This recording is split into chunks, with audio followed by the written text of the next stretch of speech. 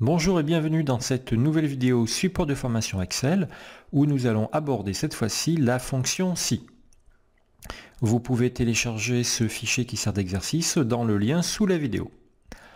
Alors la fonction si est une fonction qui est très utilisée dans Excel, dans beaucoup de types de tableaux, aussi bien des plannings, des tableaux de bord, des bases de données, des tableaux de stock, de suivi, plein de choses. Elle est très utilisée parce que justement elle est intéressante dans beaucoup de circonstances et dans beaucoup de besoins différents. Alors, pour vous montrer un petit peu tout ce qu'on peut faire avec, je vous ai préparé pas mal de petits exercices ici. On va commencer par le premier, un tableau avec des agents et des notes. Les agents ont été notés, la note est sur 5 et il y a des personnes qui n'ont pas été très bien notées telles que Zoé ou Aline. Ce que l'on aimerait ici dans cette colonne commentaire, c'est afficher automatiquement OK si la personne a 4 ou 5. Par contre, si la personne a 1, 2 ou 3, c'est-à-dire si elle a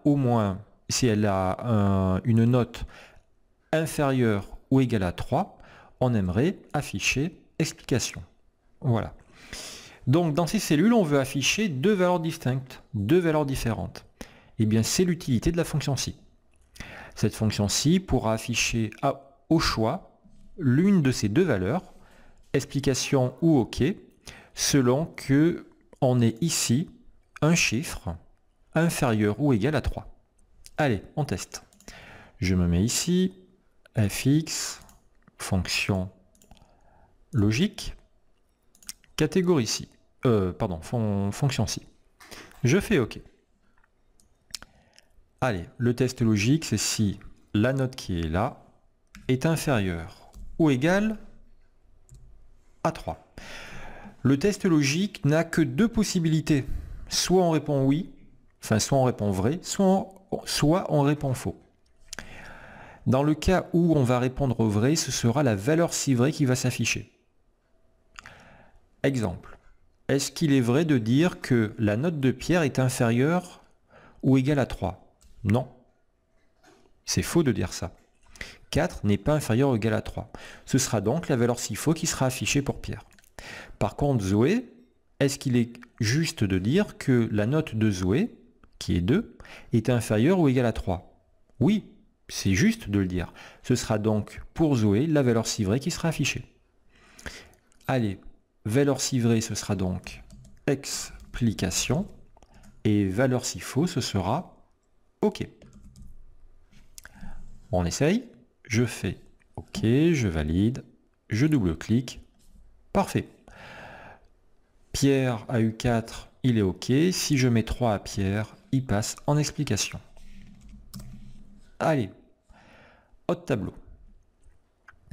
Vous avez des produits en stock, des bocaux, des affiches et de l'emballage. Actuellement, vous avez 4500 bocaux. Au minimum, il vous en faut 5000. Faudra-t-il en commander?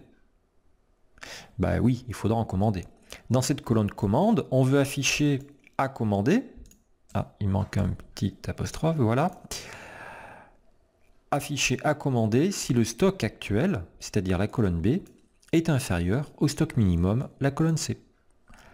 Allez, on va tenter. Je me mets ici, fx, si, OK. Donc le test, si le stock actuel est inférieur au stock minimum qui a été défini, alors j'afficherai à commander. C'est bon?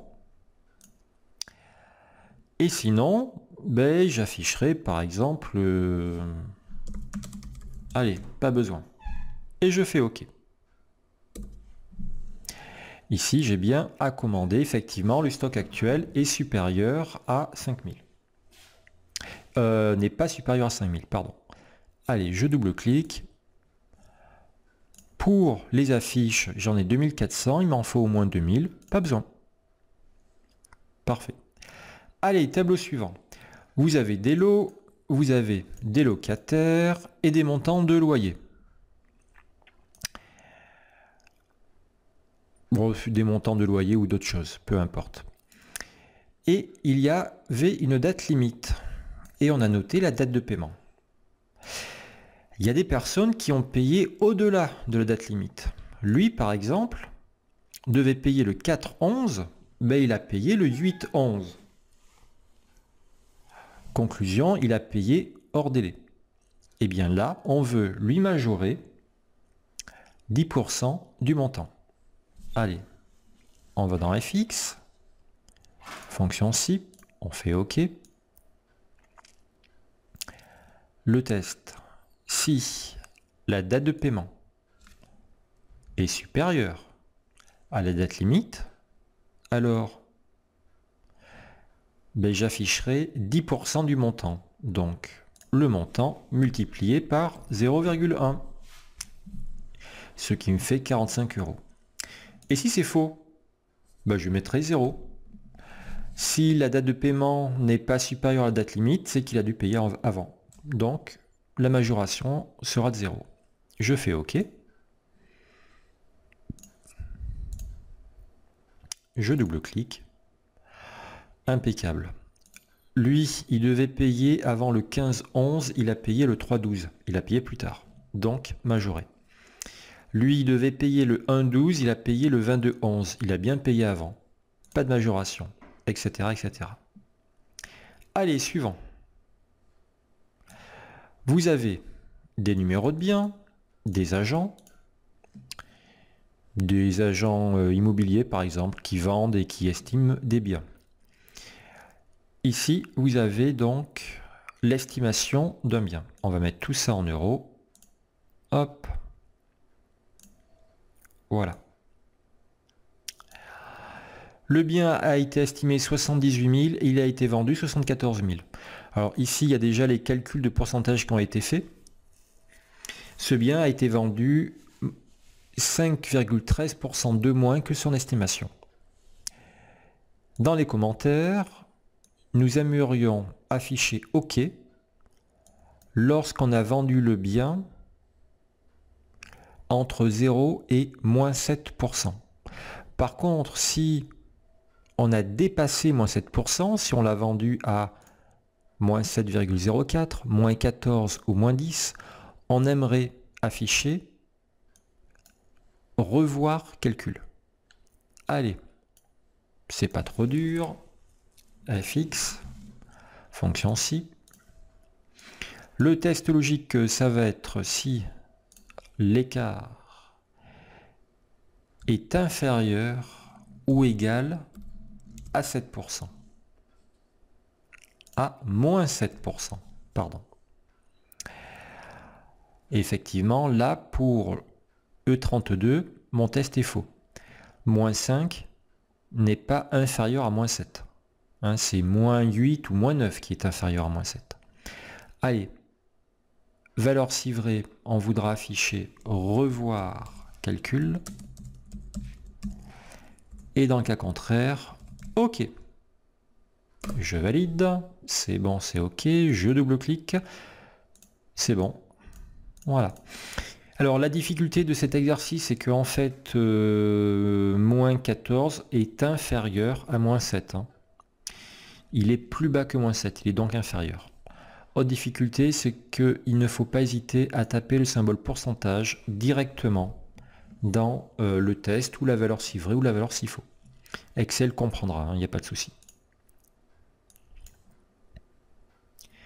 Allez, autre tableau, je crois qu'il en reste, on en a fait au moins la moitié. Ici, vous avez des sociétés, des types de travaux, des numéros de lot, des devis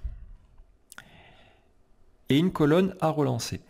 Eh bien, on aimerait afficher à relancer pour les travaux où nous n'avons pas reçu de devis, c'est-à-dire lui et lui.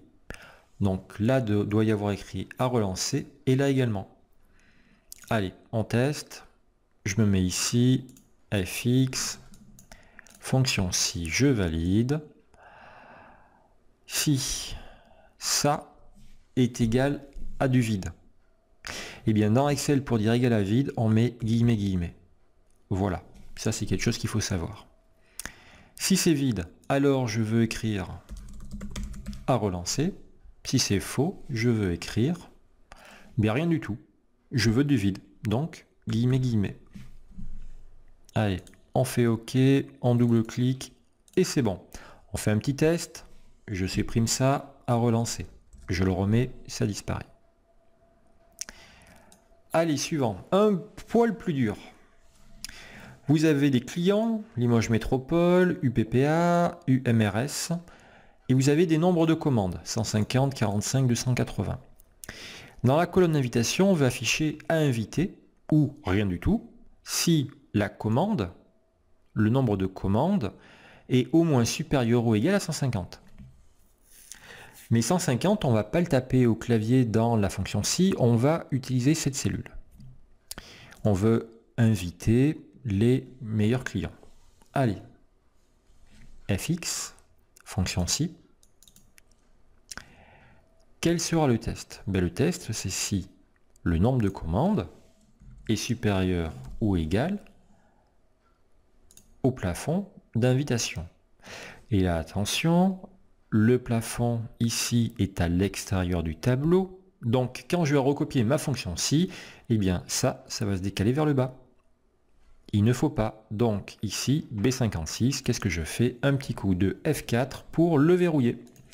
Voilà, c'était la seule difficulté de l'exercice. Inviter. Et si c'est faux, ben je mettrai du vide. Guillemets, guillemets. Parfait, ça fonctionne. Et ici, si je passe à 200, je n'en ai qu'un seul à inviter. C'est normal. Allez. Dernier petit tableau, vous avez toujours pareil des travaux, ateliers 1, 2 et 3, des débuts de travaux et des fins prévues, des fins théoriques. Et vous avez ici la fin réelle. Alors, j'avais oublié de supprimer ça. Bon, je le supprimerai dans le fichier que je mettrai en ligne. On aimerait ici afficher le nombre de retards. Le nombre de jours de retard lorsque les travaux ont pris plus de temps que prévu. Là, on devait finir le 15 juillet, on a terminé le 12 août. Donc oui, il y a peut-être 15, même 16, plus 12, 28 à peu près, 28 jours de retard. Ici, on devait terminer le 15-8, on a terminé en fait le 10-8. Donc on a terminé en avance. Donc là en retard il y aura 0. Allez, on essaye. Fx. Si. Mon test. Je veux calculer lorsque j'ai fini avant. Non, pardon, si j'ai fini après. Donc je mettrai ça supérieur à ce qui était prévu. Lorsque j'ai fini après la date prévue, je veux afficher la différence. La différence, ce sera la date de fin moins la date théorique. Si c'est faux, 0. Parfait. Je double-clique. Impeccable, ça fonctionne. Nous avons ici 0 jours parce qu'on a terminé en avance. Et ici, il y a bien 7 jours d'écart entre le 15 et le 22. Voilà, écoutez, je peux que vous inviter à refaire ces petits exercices en essayant de les faire sans la vidéo au fil du temps. Si ça ne fonctionne pas, si votre fonction si ne donne pas le bon résultat dès le départ, vous pouvez retaper dans fx et là vous retrouverez votre fonction. À vous après à identifier l'erreur si vous la trouvez, sinon on supprime et on la refait. Voilà, il y aura d'autres vidéos sur la fonction si avec des exercices un peu plus compliqués.